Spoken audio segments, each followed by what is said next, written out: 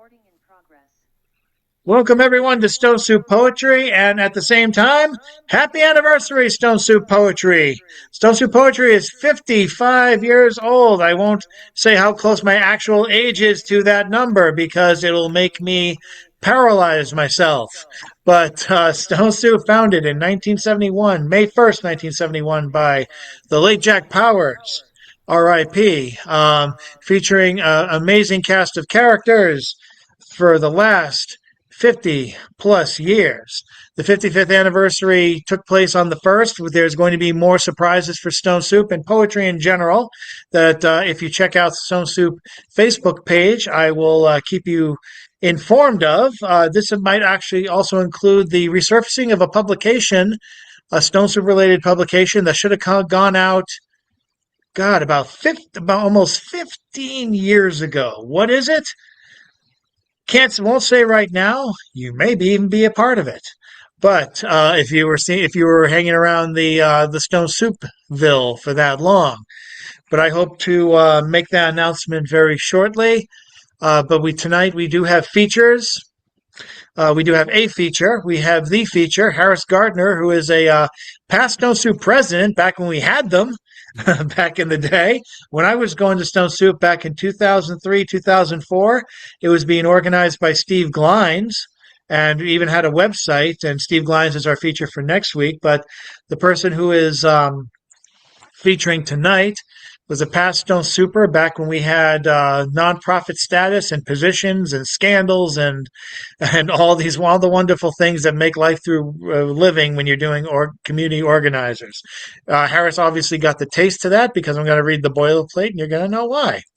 And if this is your first time hearing Harris Gardner, I'm just going to say you're in for a treat. I've been hearing him since he and I used to frequent the Cantab Slam at on Wednesdays at the Cantab Lounge. I even saw Harris Gardner slam once, and that is a sight and a memory to see. Anyway, the wonderful boilerplate as we welcome Harris. Harris Gardner is the co-author of Chalice of Eros with Lainey Seneschal from Stone Soup Press. R.I.P. Lainey. His second book, No Time for Death, was published in February 2022 by Cervena Press. He has also He has also written two chapbooks, Lest They Become from Ibbotson Street Press, and Among Us, also from Cervena Press. In addition to 60 publication credits, he has served as poetry editor for Ibbotson Street since 2010, and he also co-founded both the Tapestry of Voices and Boston National Poetry Month Festival, also with Lenny Seneschal, and that ran in the Boston Public Library in Copley Square from 2001 to 2021, and that was a veritable Woodstock of poets every year, every April for a wonderful weekend featuring a lot of people who I met, some of which I met for the first time, some of which I knew from Stone Soup and bonded with. That was a nexus point we are all grateful for this day because a lot of friendships were made or strengthened there. And plus, a lot of people got to have fun on the open mic. Grateful for this, but a lot of friendships were made or strengthened there. I'm just muting some people. Hope you guys are able to mute the same. Um, just making sure we are silent. But Harris is also the recipient of the several awards and citations, including the Sam Cornish Award from New England Poetry Club back in 2023. He is still working to this day, still writing. We appreciate his legacy of features and hosting events. Tapestry of Voices ran events for years at the Forest Hill Cemetery and the even at the Old Borders Bookstore, R.I.P. in Downtown Crossing. Harris is steeped in poetry history. You might get some of that out of his work tonight. But for now, I want you to put your hands together, let's say 30, 40 times, virtually, audibly, however you like, for Harris Gardner.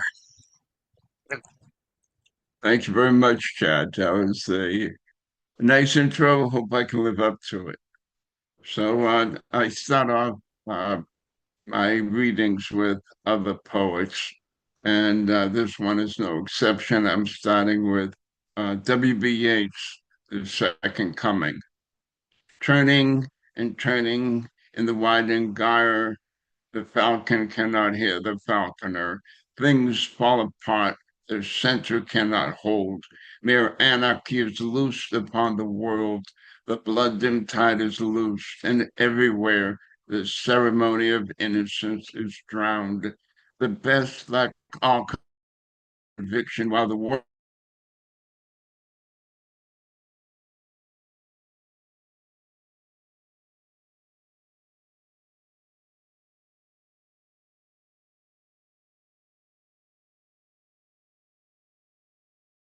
Is everything all right?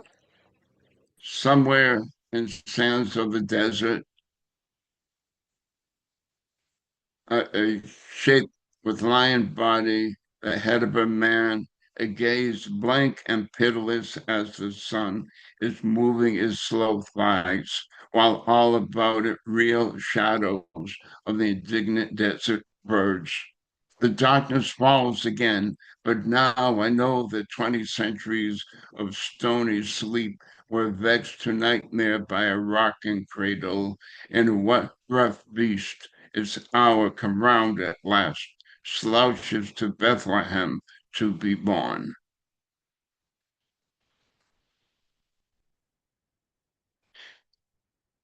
So this next one is a poem I wrote in response to one of Galway Kinnell's earlier poems. Galway Kinnell wrote, attending the reading of a poet's will.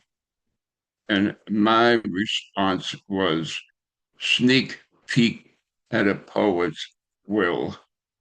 And you have to be careful with that title because sometimes you say too fast, it comes out sneak peek at a poet's will. So, anyway, you got that silly joke. Okay. Anyway, item verses nurtured on marrow from singing bones under layers of dust. Item stanzas dressed in flesh from the heart, draped in surplus brain pulsations, wrapped in packet with blood red ribbon. Item excess of bottled tears sprinkles pavement, grows roses that bite when one stops to inhale. Item lines borrowed or stolen, nudge blank minds in bold directions, serve fresh on special occasions, bury stale thoughts separately. Item crumpled bag home to a few nibbled on metaphors, most emotions spent, some wisely, relish the remnants. Item the desk that birthed overburdened pages can be left to no one. It labors without complaint when images gallop off the pages, become ingrained in splinters and stains. The legs wobble, speak with creaks.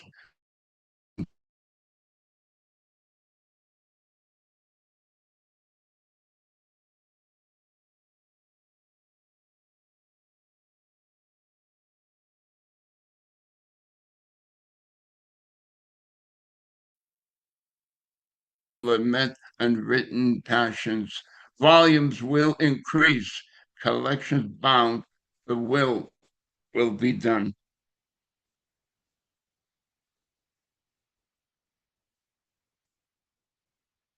This is a poem by Emily Dickinson. It's called I'm Nobody, Who Are You? I'm nobody, who are you? Are you nobody too? Then there's a pair of us. Don't tell. They'd banish us, you know. So dreary to be somebody, how public like a frog, saying your name the livelong day to an admiring bog.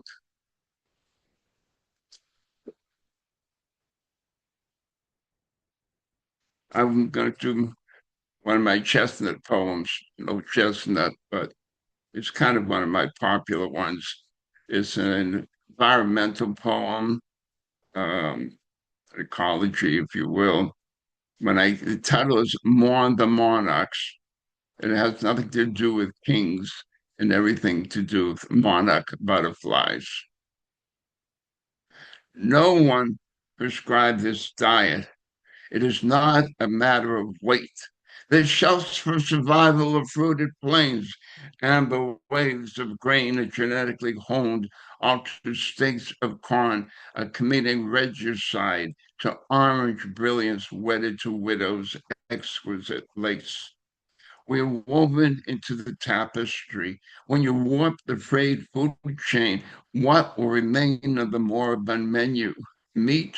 No, no, hormonally enhanced. Most milk? Harmful to your health. Tomatoes, same problem as beef. 95% of soy struggles for identity, and you don't want to know about potatoes. Ooh, jellyfish genes to make the harvest iridescent, for magnificent moisture control. The whitecoats are coming, the whitecoats are coming. Sound the clarion from highest cliffs. Land of our birth is bloated with full mutant bread baskets. Biotech savants are force feeding the masses. So you don't like the food. We have ways to make you eat it. Where does it say use caution with these ingredients? What effect on pregnant earth? Milkweed wings fold forever. Fingers bleed as grip slips. A bit of membrane lingers. Strands drift while bones sleep. Most butterflies are free, but the monarchs are dying.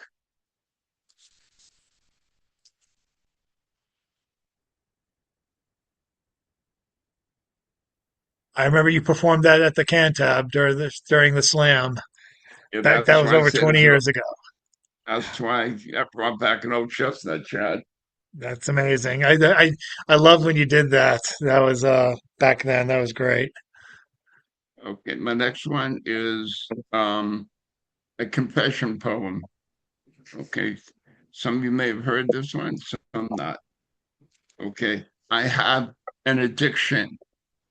I repeat, I have an addiction, and maybe you all have the same addiction.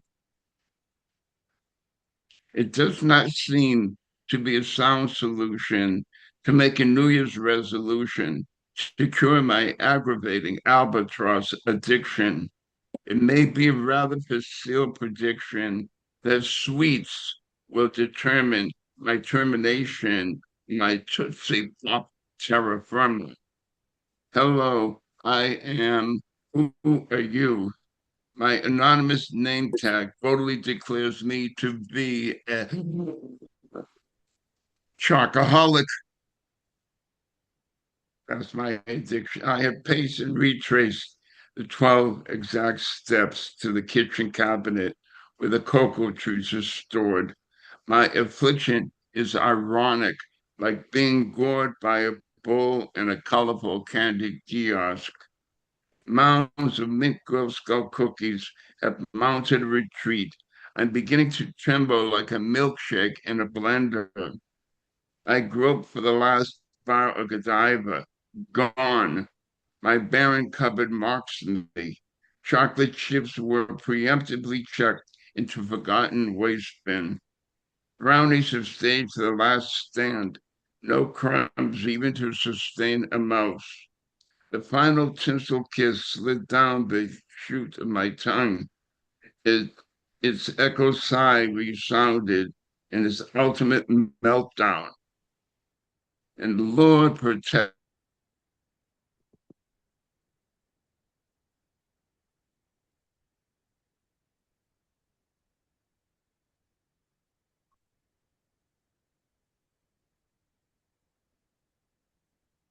My chocolate dreams are becoming nightmares. Dare I go and dare I go cold turkey? That should be the golden key to my guided future recovery. Perhaps now just a wee flute of chocolate liqueur. This year I resolve to indulge no more my holy grail pursuit of face your demons, chocolate, even if to the sound of sacred music, the ultimate hot fudge sundae should rise from the deepest heated pit. That was my addiction. It still is. I'm a chocoholic, confirmed, convicted. Okay.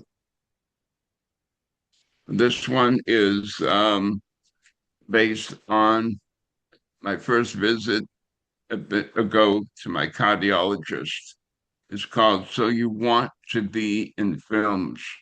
This one was in Chess Magazine, my biggest circulation publication. Chess is the official magazine of the College of Pulmonary Physicians. It has 32,000 circulation. So, Act One, Scene One, Take One, a genetic aberration, hypertrophic cardiomyopathy. I can't even pronounce it. My heart has become a star. Hello, Hollywood. Goodbye. My pulsing muscle stays here with me. I can't bear to be apart from it. The MRI, the camera covers all the angles, close up, long shots. My heart is a hand. It performs an unscripted dance. A cocoon immerses me in Mozart's music. A tunnel floods with light. Still, I want to dream. The technician keeps me alert. Breathe, exhale, hold your breath. I'm drowning in light. Film flashes forward. Visit to the cardiologist. Exchange of jests about the murmur. What's it saying? Then a picture chart explains the challenges.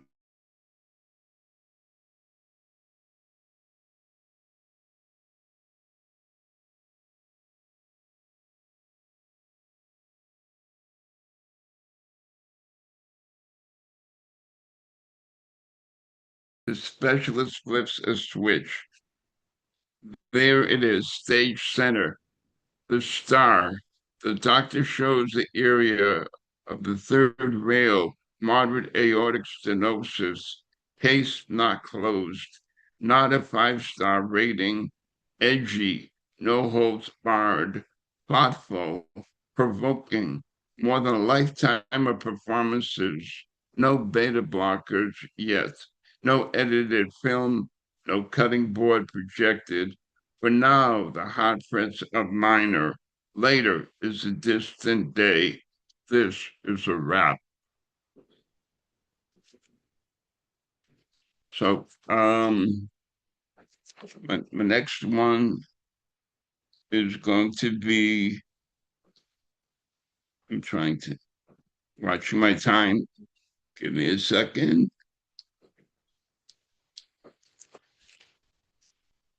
Okay, hold on. There we go. All right. This next one is a poem by Shelley. It's called Ozymandias.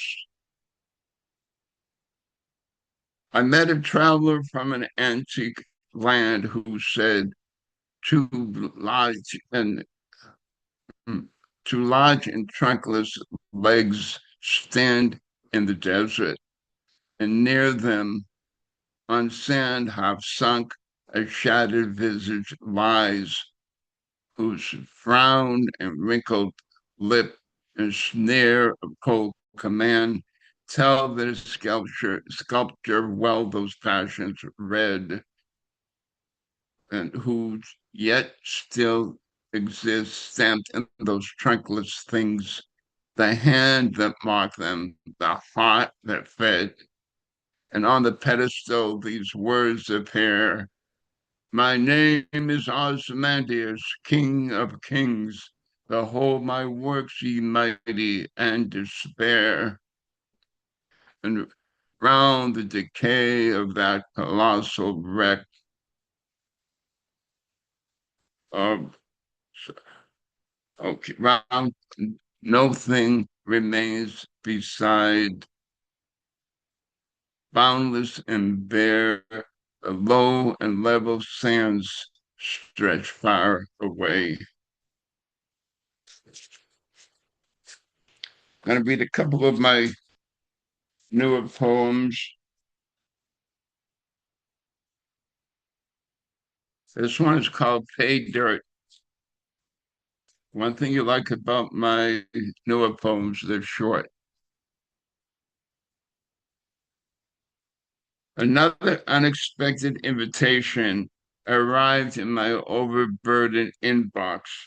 No snail mail for this literary occasion, such is my optimistic anticipation to entertain with artistic inspiration and to receive a positive observation. To stem the tsunami of neglect and rejection, perhaps a few copies of my current collection will take up residency on dust-free shelves. Oh, to be remembered for the existence of one preeminent poem, or perhaps avidly aspire for a dominant pair, evidence that such earthly delights may appear in poetic sentience.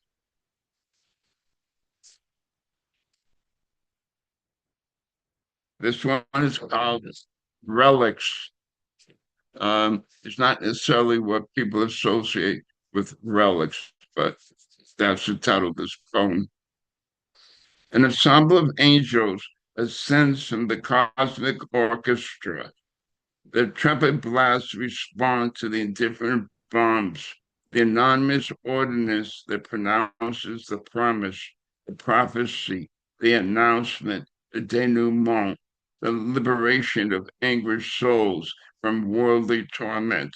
And earth bulldozed into remnants of expired glory to be disinterred in a distant millennium by unschooled archaeologists who reinterpret lost stories of candlewick lives turned by shards to rehash layers of ash and Geiger codes.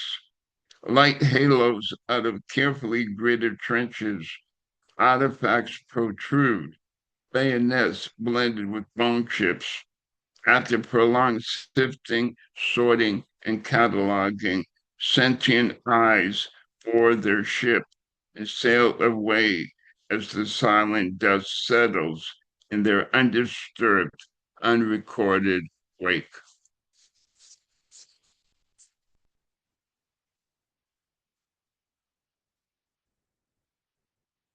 One is called Collage. Spring has sprung its tender trap that seduces with multi hues of flourishing New England flora. Everywhere blossoms scent the air with such sweet perfumes that mask the stench of distant chaotic warfare. Birds and other fauna are rushing to build nests, preparing for the birth of new progeny that will depart each in its turn to assert its own freedom in singular turf. We watch the flight of a juvenile hawk as it hones its skill in pursuit of prey, paint nature both beautiful and harsh. The red tail's outstretched wings bear it further aloft on the back of the piloting wind. Hopefully, all that is wild in creation will proliferate to counter in human killing fields. In the perpetual give and take, the untamed are more forgiving than mortal two-legged beasts in bruising conflict. As each spring trumpets its presence, despite the bellicose cries of combat in remote geographies, hope is counted among the vast body of vernal blooms. Peace may stoutly take root and strike.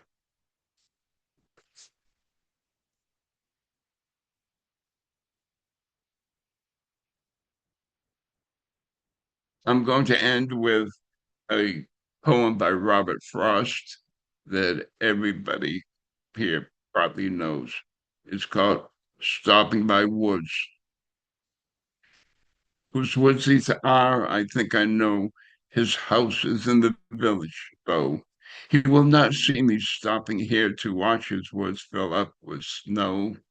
My little horse might think it queer to stop without a farmhouse near. The only other sounds, oh, I think I skipped it. It gives his Highness Bell a shake to ask if there is some mistake. The only other sounds between, let me start that one over. It's what's his hour? I think I know. His house is in the village, though. He will not see me stopping here to watch his woods fill up with snow. My little horse must think it queer to stop without a farmhouse near. Between the woods. Between the woods and frozen lake, the darkest evening of the year, he gives his Highness bells a shake to ask if there is some mistake. The only other sounds the sweet blues, easy wind and downy flake. The woods are lovely, dark and deep, but I have promises to keep and miles to go before I sleep, and miles to go before I sleep. Thank you.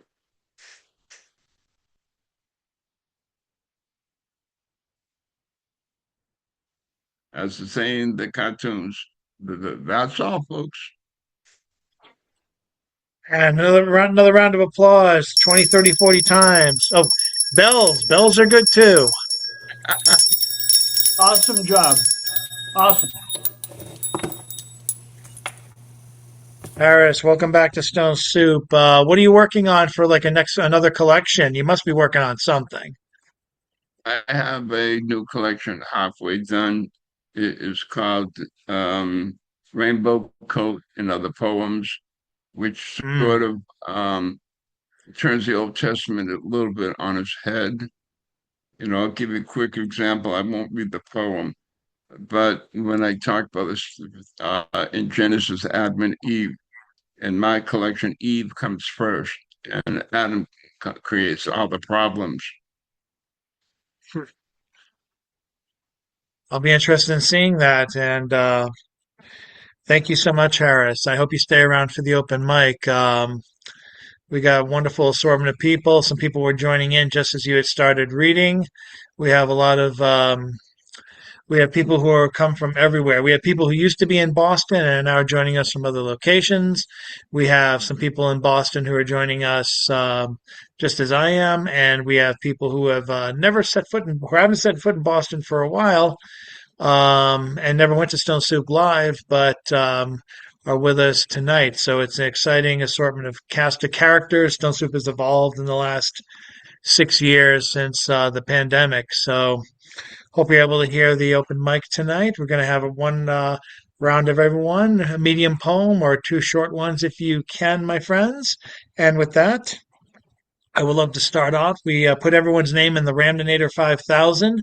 So anyone could go first, anyone could go last. We are, or anyone could get in the middle. No, everyone picks third. Everyone picks third place when they get an open mic sheet. But the first place tonight is going to Marianne Honecker. Welcome back. Hello. First, I'm going to read a poem by Gregory Orr from The Caged Owl. It's called You might want to turn volume up or the mic. I don't know what's going on, but you seem to be coming in faint. Okay. Is that better? Somebody get the smelling salts. Um, well, I'm gonna mute everyone just in case there's information. There's something coming from obstruction coming from our end. I think we're all muted. Give one more shot. Okay, I'm going to read a poem by Gregory Orr called The Caged Owl.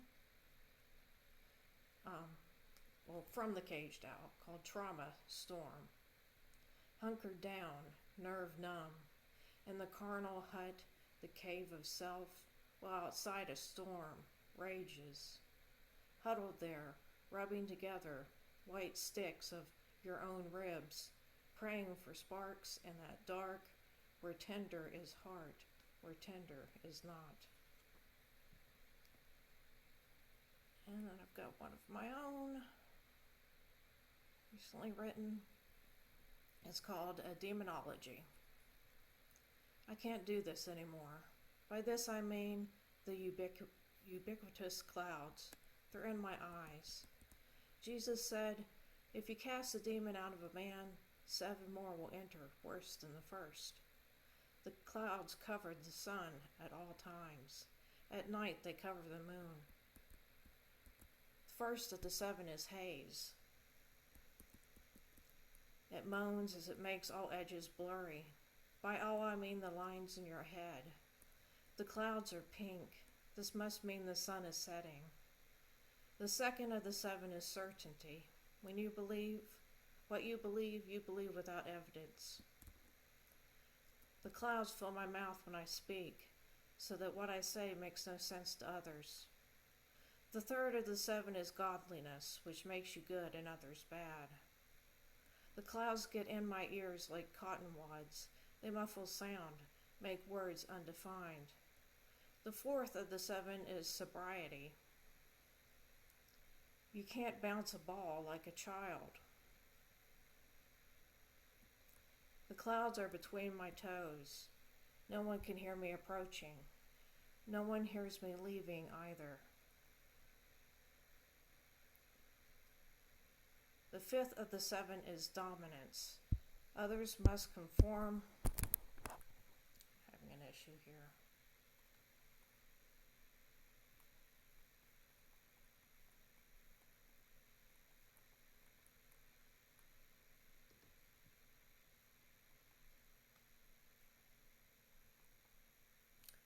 I think my word has crashed, so that I'll just have to leave it at that. Sorry about that. Sorry about that. Thank you. Thank you so much, Mary. And let's move over to if anyone knows of a sprocket who is coming in, please let me know. I'm hoping it's not a bomber. But let's go over now to Mr. Richard Spizak.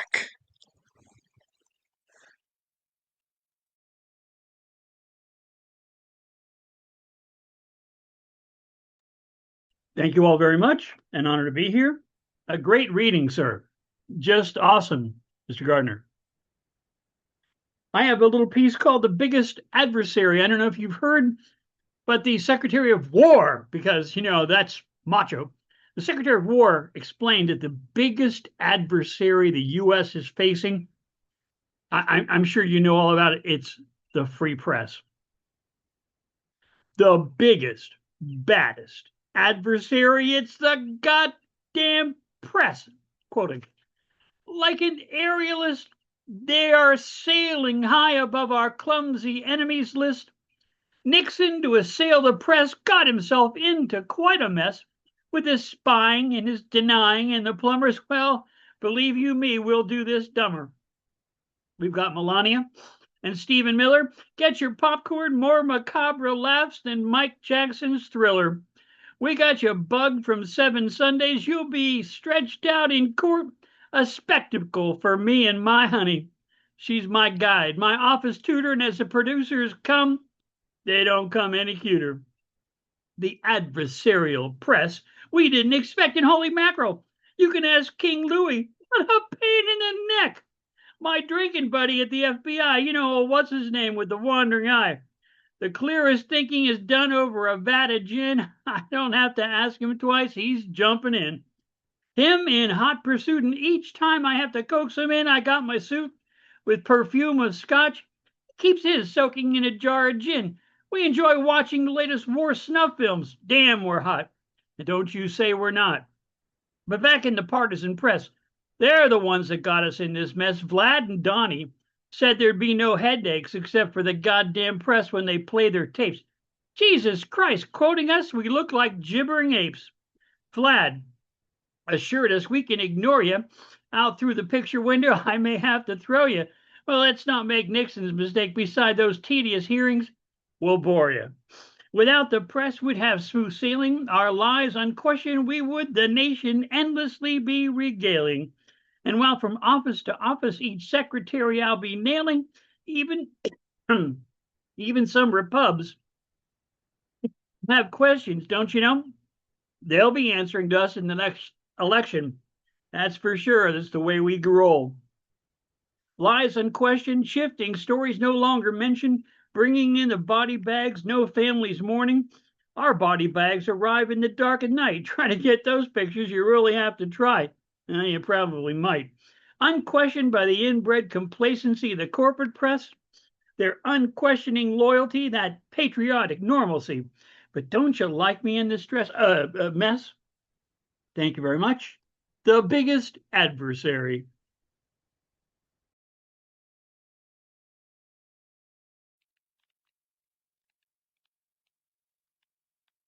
Thank you so much, Mr. Spizak. Let's see who we can bring next. Let's have a moment with Jan Rowe of the Black Seed Writers, and of course Stone Soup alum as well. Thank you. This I may do this for the Speak Neighbor quarterly that the cathedral does.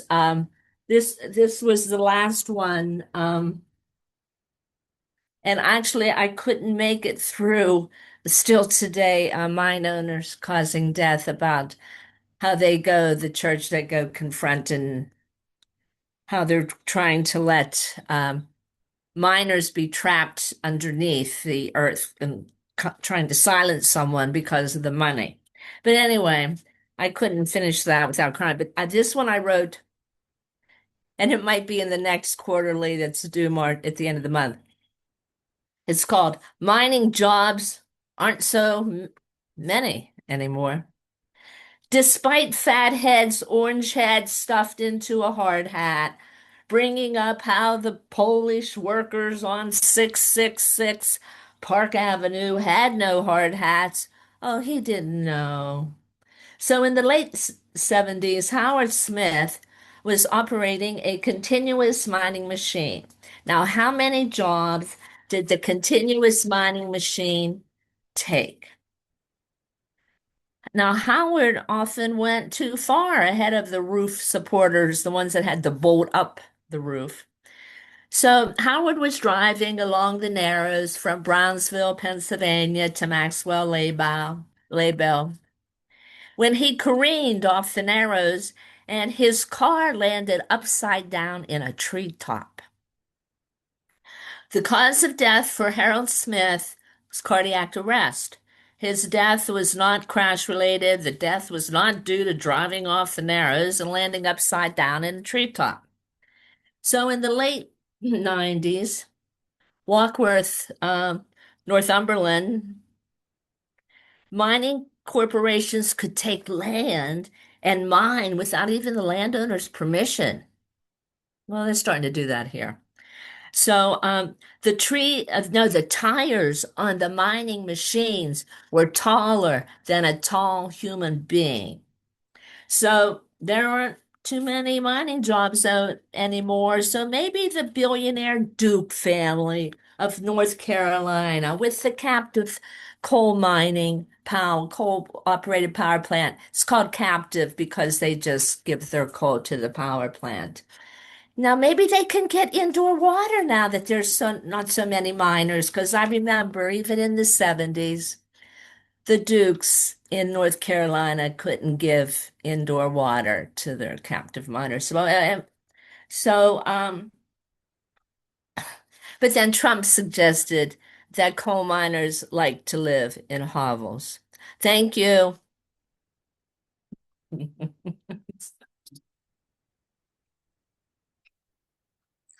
Thank you, Jan. And let's bring up next Rita Rusty Rose. Yes, thank you, Jen. That was amazing. And Harris, but I love your poetry, and also love the way you mixed the greats within your own work. Yeah. And chocolate, I am a chocoholic too. Ghirardelli blood orange dark chocolate. That's the thing. Not even 3 weeks ago, one of our fellow poets passed away, John McMullen. A lot of you may know him. And I presented a poem last week. Bukowski's Got Nothing on You for John. And so I wrote another one for him in his style about John. So it's called Casual for the Journey. I attended the wake for fellow wordsmith John F. McMullen. Poets coast to coast bid him farewell. Across the globe, writers and poets who could not attend sent a basket of flowers. John lay in peaceful slumber, encircled by rainbow blossoms and his family casket spray. Even in sleep, we could see John was prepared to hold poetry salons upstairs. His click readers' wire rims were wrapped around his head, split at the nose for easy off and on. Under his pillow, I tucked my poem, Bukowski's Got Nothing on You. I knew when he passed the pearly gates, he would probably find Charles and want to slam with his favorite poet. Me, I wanted to let Bukowski know he had met his match. In his casket, friends placed the basketball. John was ready to play on the court above. I loved that his family sent him off in his own style. Poet t-shirt, maroon and gold Iona college sweatshirt. His comfortable casual struck me like lightning. I now desired to be laid out the same way in my everyday clothes. After his beautiful send-off, I returned home, told my daughter, when I go, no bra, please. I like to be comfy in the afterlife. My daughter scrunched her face. I added, I want nothing formal. Just put me in casual attire. For me, heaven is definitely not where the bra is. Thank you. I said the last line wrong. It's funny. Heaven is definitely where the bra isn't. We got you. Thank you. Now we're going to turn to someone who does a more visual presentation because he is a visual artist and visual poet from Lewis, Delaware. Let's welcome up Mr. Robert Fleming. Thank you, Chad. Good evening. I'm Robert Fleming. I'm a visual poet and digital artist from Lewis, Delaware. And I'm going to share my current entry for the People's Artist, which I'm competing for.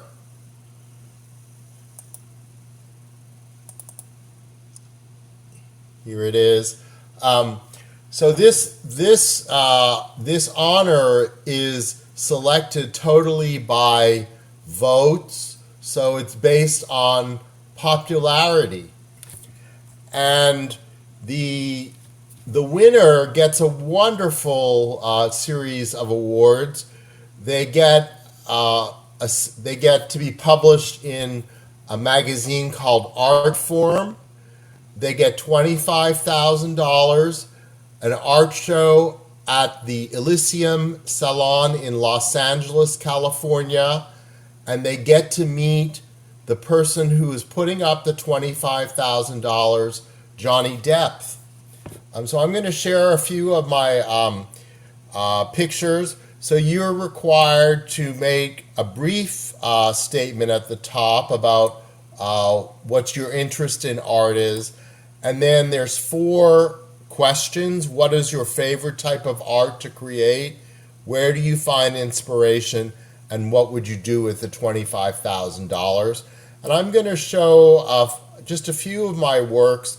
I chose to submit a real variety of styles, both color and black and white, and different genres: realism, impressionism, surrealism, and abstraction. And also one of the banners that I did for a Stone Soup event. This work is probably the most realistic. This is the beach in Rehoboth, Delaware during the summer. It was originally a color photograph I took, which I converted to black and white. And then this is a work called The Destruction of Humans. For those who have seen the ceiling of the Sistine Chapel done by Michelangelo, this is the opposite to the creation of man. And I'll share a Impressionism work. Uh, these are tulips done in the style of Vincent van Gogh for an Impressionism work. And for a Surrealism one, this is called Frozen Sanctuary. It is created with a filter called voxel art, which makes your work look like Lego. And then one abstract work. We share. This is a black and white abstract work. And then I will share the banner that I also included. This was the banner for Stone Soup Horathon last year. So I'm going to put the link in the chat. You have an opportunity to vote for me for free once a day until May 14th. And I also wanted to share one poem, which is a variant on the Robert Frost poem that Harris shared. Let me share that, and then that will be it. Not stopping by roadkill on Route 66. Route 66 I've driven 1,000 times. The sports bar at exit 289. You will not see me break here to claim this creature is alive. I fear my car's heater is not heating to stop at the roadside for a pee without a car repair shop near. I will pass these meals to my rear. A roadkill must be eaten in 48 hours. Any more stomach sickness follows. Roadkill death time detector in my trunk. Butchering, I flunked. My headlights snow show a deer. Get sugar giving this deer to my deer. Red and blue lights circling in my rear. Miles to be chased before I gulp more beer. Thank you, and please look in the chat for how to vote for Robert for the People's Artist. Thank you.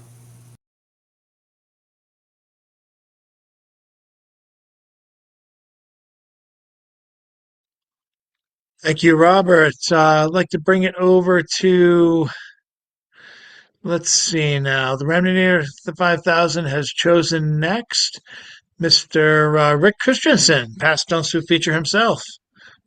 Okay. I will do two fairly short ones that came out together in the last issue of Anti Heroin Chic. First one called Stuffed Monkey. Anchorage, 1962.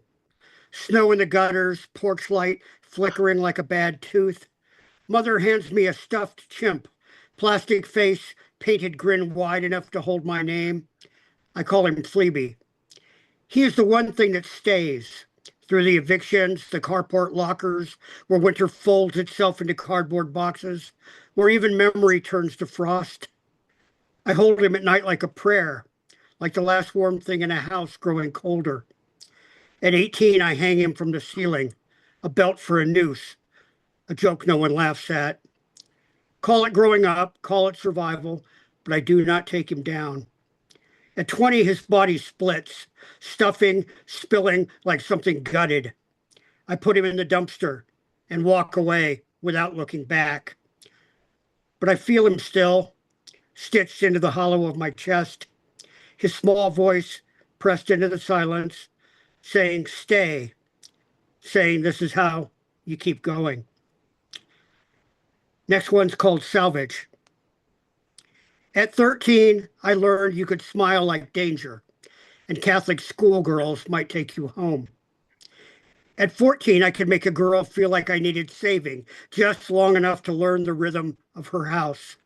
Her dad worked late. I'd be back the next week. Window cracked, liquor gone, cartons of smokes under my coat. Premium beef was a good haul. Wrapped tight, no serial number, no middleman needed. I once emptied a whole chest freezer.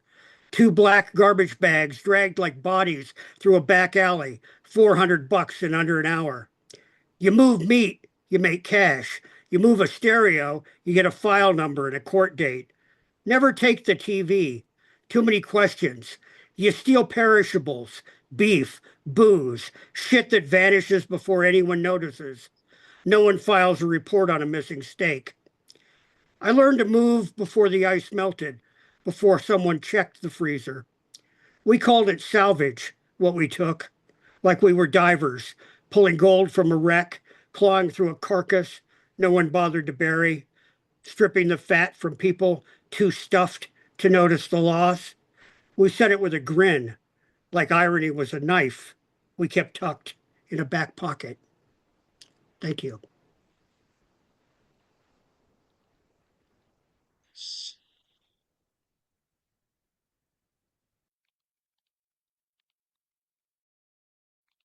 Nice work. Rick, thank you so much and congratulations on the publication. I'd like to bring up next Mr. Edward S. Galt, who I just asked to unmute. All right, here I am. Okay, now first of all, can you hear me? Can you hear me? Yep. Yeah, Okay, I good. hear you, Edward. Excellent. Thank you. Want to make sure. Okay, now this one is called 1-800-ANSWERS. It was a big hit last week at the Cantab. I think you might enjoy it too. Okay, this is 1-800-ANSWERS. Good day. You have reached Answers Are Us. Feel free to visit our website, answersareus.org. Your call will be taken in the order in which it was received. However, because time is relative and may be an illusion, who knows just when the hell that will be? Please stay on the line as our menu options have changed. Press 1 for ethics, press 2 for aesthetics, press 3 for metaphysics, press 5 for epistemology, press 6 for logic, press 7 for political philosophy, press 8 for theology, press 9 for induction and deduction. Still on the line? Good. Actually, we have some questions for you, so we can better serve you, of course. First, are you sure you even exist? We can't help you unless you do. Otherwise, we'd be wasting our time, now wouldn't we? Please call back when you're sure. Now, have you tried logic to figure out the answer for yourself? Please go to our website, upload a copy of the sheet showing us your work. We will give you a 10% discount. How would you like us to answer your question? Using induction, press 1, or deduction, press 2. Did you get down on your knees and ask your Lord and Savior Jesus Christ if he knew the answer before coming to a pagan commie pinko outfit like us? Press 1. Press 1 if yes, press no, if press 2 if no. If this is about art or beauty, remember it's just your opinion. If this is about ethics, if you enjoy it, don't do it. Now stay on the line and your call will be answered in the order in which it was received. That is assuming the universe is made up of matter. If it's made up of mind, then good luck with that. um, okay, now would I have time for one more? Okay, thank you. But I do actually have my own funeral. I do have my own funeral poem I'd like to read. This is for you, Rita Rusty Rose. I wanted to. I realized as you were reading yours, I had one like it of my own that I published in my book, Airhead and Other Poems. It's called Funeral. I sometimes imagine what my funeral will be like. People will stand around my coffin. Of course, it will be raining. It always is in these scenes. Oh, dreary day. People will be standing around drinking scotch and reading and reaching for potato salad. They will be talking about what a spectacular career I could have had if only I had not been a poet. And the corpse would look terribly old. Even so, I know it's me. There's a huge coffee stain on my shirt. Okay, thank you very much. Thank you. Thank you, Mr. Galt. I'm looking through the list to see who is next. I'd like to bring up Jackie Book, aka Jacqueline Bookchester.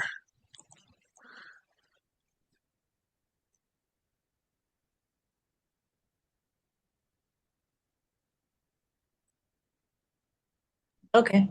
There we go. Hi. Forever lines my days.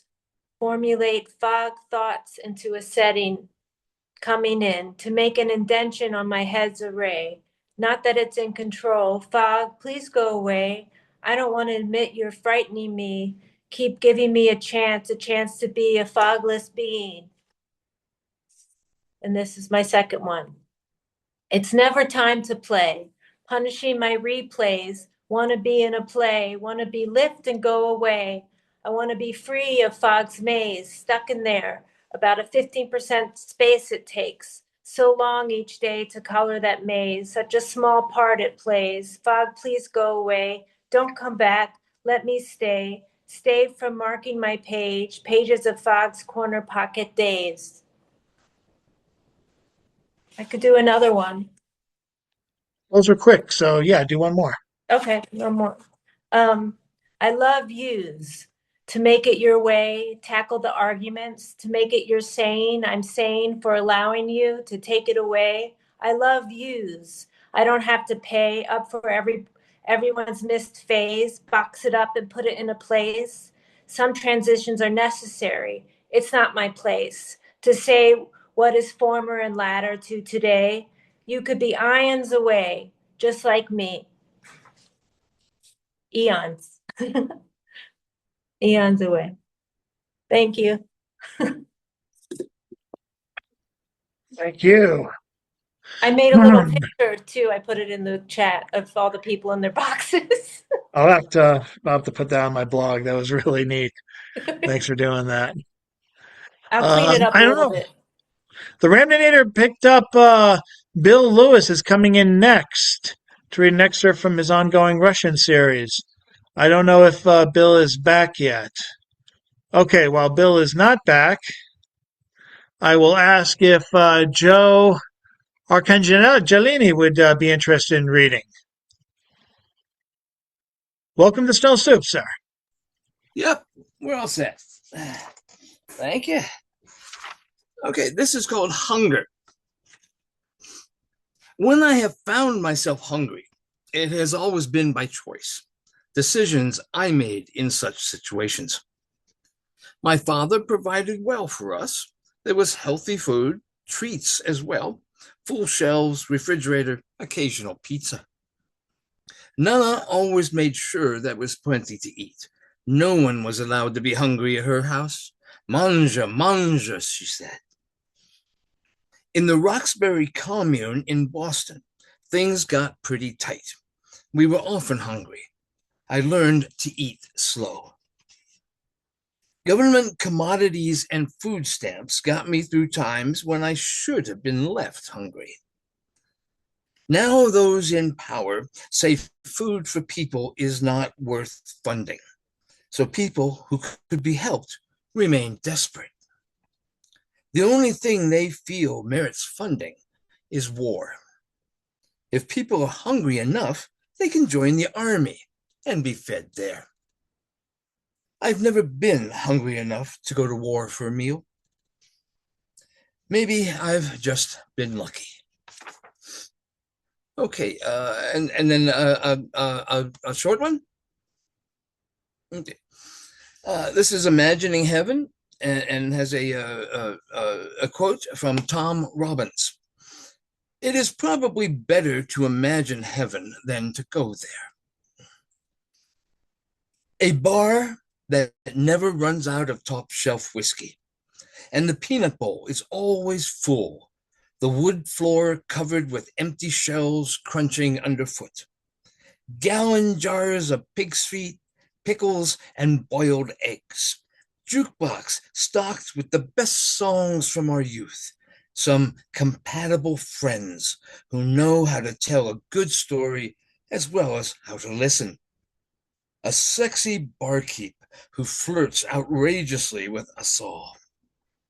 Maybe a kitchen in the back with chili burgers and fries. And for special customers, perfectly steamed broccoli. No charge for anything and no hangovers. Okay, thank you. The broccoli thing. I don't know if any of you know familiar with the poet Jim Lang from Cleveland. But Lang, the last 6 or 8 or 10 years of his life practically survived on steamed broccoli, and he had a bar in Lakewood, Ohio, trained to make it for him. So that's what that reference was. Okay, thank you. Thank you, Joe. Come back to Stone Soup. Come back to Stone Soup again if you can. That's great. Up next. Up next, Bill. You're ready. Me? I get to do You it. knew you were ready. Oh, You diggity, unmuted. diggity, doo. God. I've got share up. Let's go. Share. Cool. Just a second. Um, um, um, if you have been paying attention to the news to, in the last few years and looking at the videos, you would think that the Generation Z is, I mean, all we see is hate and violence and all those terrible things that keep happening. And yet, I want to show you a different view of Generation Z. They're not all the same. As you know, I went back to Indiana University. There we are to talk to people in the computer science department where I got my graduate degree. Woohoo! And yes, they had a little football game there a couple of years ago or a couple of months ago, but who cares about the football game? I came to talk at the Luddy School of Computer Science, and they have this incredible, beautiful building, and the students are so smart and they're doing so much and they're so involved. There are students. Oh my goodness gracious. And here is a set of books written by the professors, and you will notice right here, you will see Gödel Escher Bach, written by my favorite professor, Doug Hofstadter. There he is. Doug and I went out to dinner on Wednesday night, which as I wasn't here, so I was doing good and glorious things. A book he wrote for me. This was our hall, Lindley Hall, where we studied computer science down in the basement, where Alfred Kinsey did his work. The words that those walls have heard, the stories that have happened in there. Anyway, it's a building, who cares? I went to the wonderful restaurant called the Runcible Spoon, which we all know from The Owl and the Pussycat. And I was going to take a picture outside, and this young lady came up and said, "Could I take your picture with the sign for you?" And I said, "Oh, that'd be so sweet." And so she did, and we talked for a while. And I told her about the magic of the Runcible Spoon, that look at that lovely place outside. I was sitting there as a student 50 years ago and I heard some people speaking French, and God knows why I joined them. I don't speak French that well. And they told me that they were Peace Corps volunteers from Chad, which is why they spoke French. And I said, "I'm a Peace Corps volunteer from Kenya." And they said, "Oh, we love Kenya." I said, "Did you camp on the beach in Malindi?" And they said, "Yes." Presumably my subconscious recognized them but there it is. So it was so wonderful. A hero that I worked with. This was my greatest professor. I loved him so much. I couldn't find him. And I was taking the bus back to the airport, and I sat next to a young man who was his graduate student. And Sunil told me that Dan had had a sudden onset of dementia. He was, an old folks home, Sometimes he recognized Sunil, sometimes he didn't, but I mean, maybe he will remember my name when Sunil takes my card to him. So I just love this guy so much.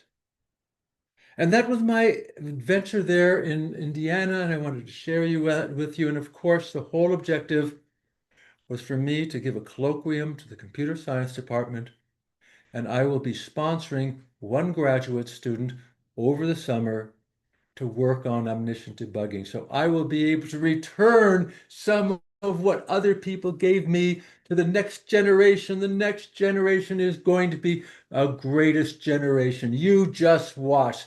These Gen Zers, they are gonna take off. Woohoo! Indiana! Woo!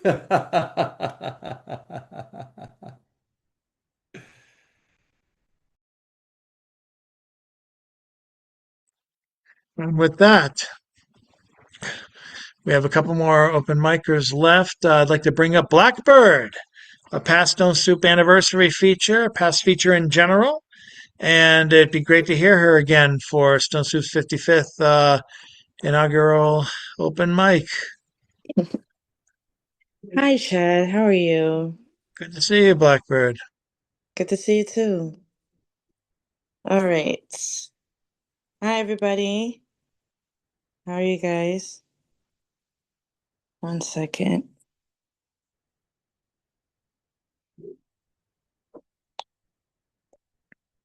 I'm okay. Once upon a time, there was a girl who had to learn how to deal with being alone. She never had a man in her life to call father, so she had to see the person in her life now as both mother and father. Though it was hard, because her mother wasn't always there, had to deal with her substance abuse, physical, verbal, mental, and emotional abuse. I mean, there were times she could speak to her mother about anything, but only if she was sober. And that took a toll on her, because she wasn't always sure when she was. And as for her father, well, he never cared about her. He only cared about getting back at her mother over some dumb shit that happened over 20 years ago. The girl felt bad because she had to witness her parents acting like children. And the last time she checked, she was the child, and the parents were the parents who were supposed to care for her and support her. But through all that pain, she just prayed and asked the Lord to give her strength. And of course, she finished school and is now working on her AA degree. So all I'm saying is, Willie, no matter what you go through, don't let it bring you down. If you know what you want in life, if you put your mind to it, you will get it. How I know? Because I'm that girl. Because now that I look back at yesterday, I see that I'm okay. I'm okay. I'm okay. Thank you.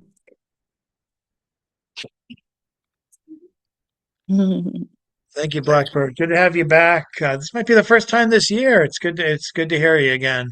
Yeah, sorry, I've been so busy, but I have some good stuff, that I'm working on. That's why I've been staying away for a little bit, staying under the radar of No everybody. worries.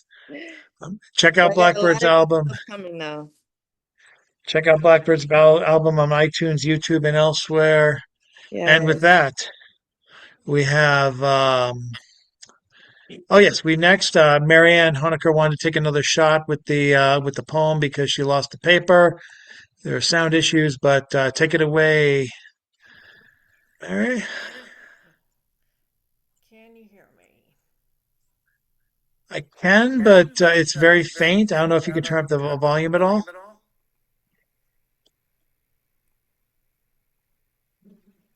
It's very odd because I can hear you. I can hear myself talk over your speaker. So I don't know if there's a speaker saying that's going on. Okay.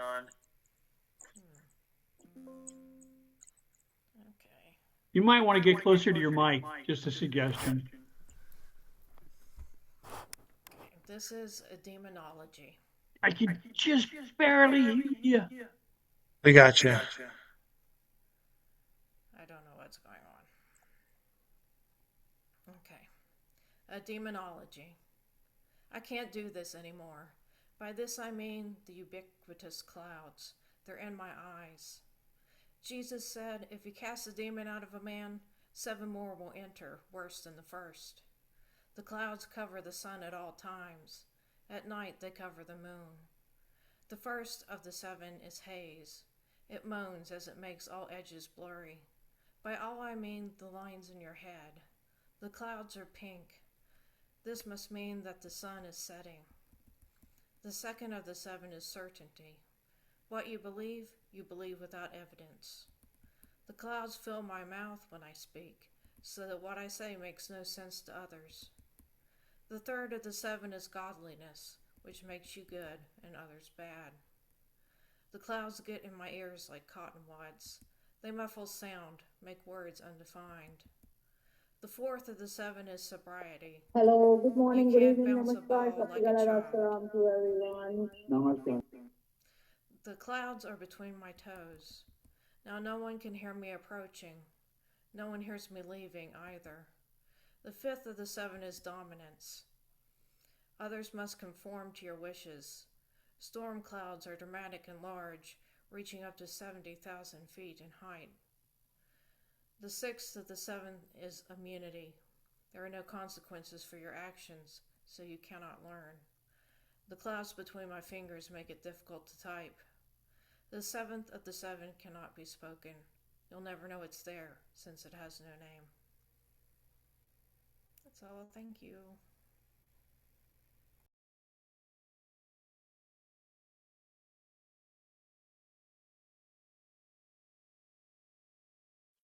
Thank you, Mary. And I'm going to bring it over to Serene Poems of serenepoems.etc,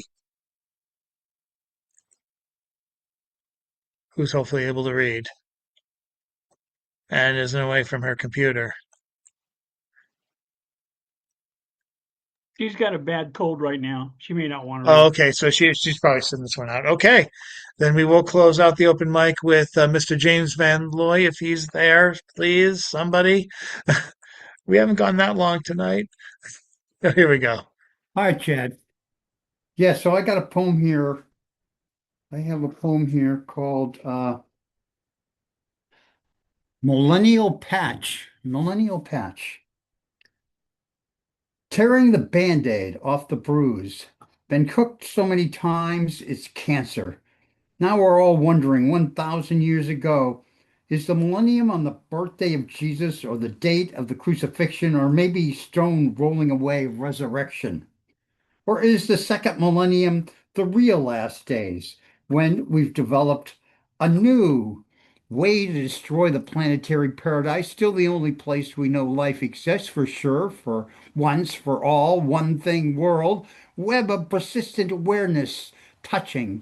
Denial may be a powerful little mechanism for survival, but horrible excuse for existence. And here's a song about heaven. De Himmel. Toen ik klein was de hemel ergens boven in de lucht. En je kan er enkel komen met een allerlaatste zoet. Iedereen droeg witte lakens en je liep lang golden straten over pleinen met fonteinen vol met rode lemonade. En je vloog door witte wolken in een engel hield je vast. En je kan op water lopen, want de water was van glas. Iedereen was there gargelukkig, nooit meer hunger, nooit meer pijn. Had je hier alleen ellende, daar zou alles anders zijn. Maar ik weet niet meer waar de hemel is. Ik weet niet waar je heen gaat na het leven.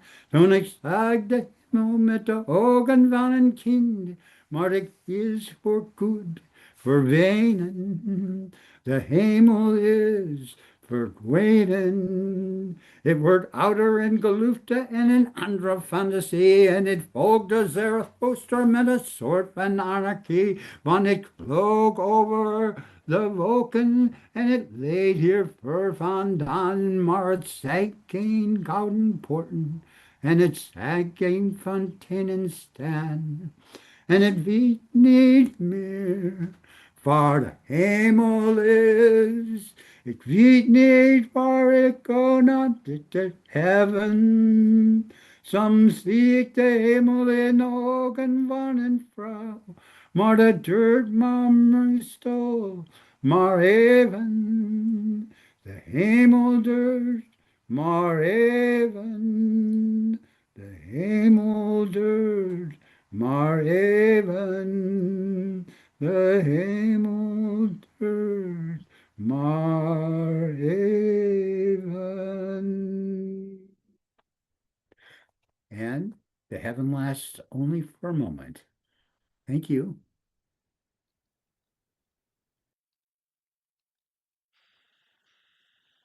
Thank you so much, James. Thank you to everyone who participated in the open mic. I'm so glad we had such a good turnout. Beverly Cartwright had to leave after your feature, Harris, but wanted to say she enjoyed it very much. And this is here comes a new challenger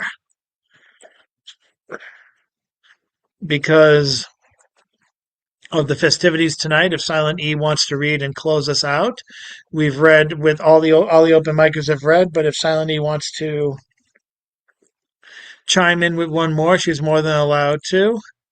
On account of me feeling so festive with the 55th anniversary of Stone Soup tonight. Hello. Hi. Hey, if you'd like to read, you can.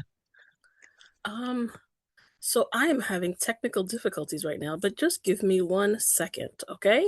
Okay, I will remind people that we have Steve Glyons for our feature for next week on the 13th of May, and then on the 20th, I can tell you this now. We're going to have Meg Smith, a very popular poet from the Salem area, poet and journalist.